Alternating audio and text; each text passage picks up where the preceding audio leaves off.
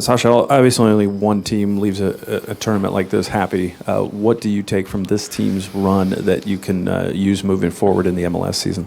Yeah, I think we dug deep on a few of these games. You know, when we played NYCFC, that was a gut punch to give up a goal in the last second, but we reacted well and, ended up winning the game in penalties. The game against New England, also an overtime game. So it was a good journey for us, and I think we learned a lot about ourselves, and also we used some rotation in those games, and a lot of guys who maybe aren't regular performers ended up being big players in the Open Cup for us. So I think we got to draw confidence from that, and we've got to know that this cannot derail our season. We cannot let this game linger for weeks, because the next game is huge. We go to Toronto, and we're very close with them in the playoff line. So a big game coming up. Sometimes the little silver lining when you get knocked out of the cup is that you're playing midweek, and then a few days later you gotta bounce back. So, like I said, we can't let this derail us. We got to be stronger now. Sacha, whether here in Europe you've been a part of a lot of winning cultures. I mean, what do you learn about the culture that's being built in here in Orlando based on this run, if anything, and how do you use that to kind of say, hey, the expectations are different than they've been? Yeah, we're getting better, and I think we're learning what it means to be a winning team, and that's that every time you step on the pitch, you expect to win, and that winning becomes a habit. So I think we're getting there. We're not there yet, but we've made strides. I think Atlanta has that, having been through MLS Cup already last season and lifted a trophy.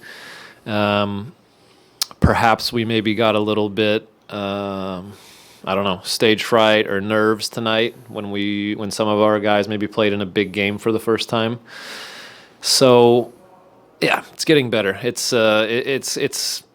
sucks right now because everybody's devastated. Everybody in the locker room is sad, but we've got a day off tomorrow, and when we come back in on Thursday, we got to think about winning again. Go ahead, Michael.